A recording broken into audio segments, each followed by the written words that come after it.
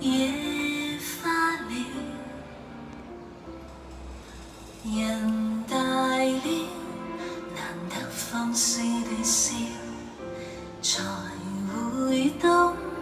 煩惱盡量忘掉，而患病這刻才發現極渺小，學會珍惜了。兒童有着兒童畏懼，成人都有成人唏噓，年年適應，年年老去，而智慧是尋着面對。誰老於說故事如孩童瞌睡，可說艱苦的歷史怎會了無生趣？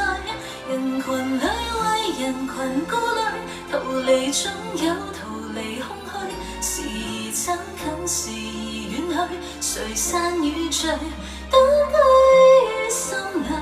紅塵飄泊在一日驀然回首，和誰還是一對。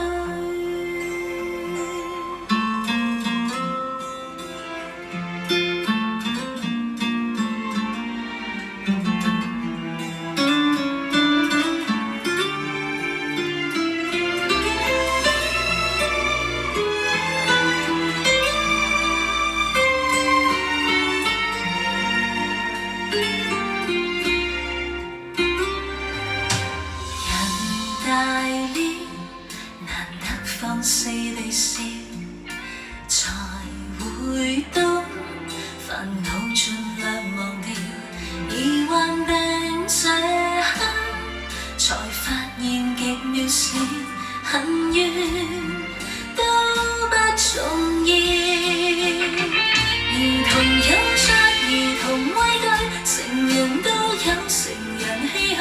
年年適應，年年老去，而智慧是尋着面對。誰老於說故事如孩童瞌睡，可說艱苦的歷史怎會了無生趣？人群裏為人群顧慮，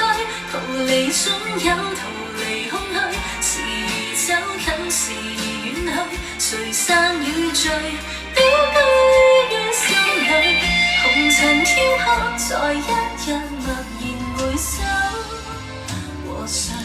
還是一對。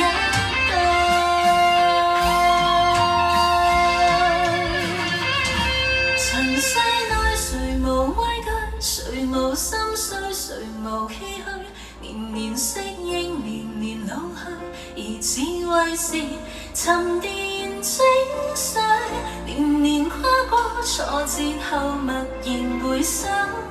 可說一生的歷史怎會了無生趣？唔帶着殘餘顧慮，殘餘不滿，殘餘空虛。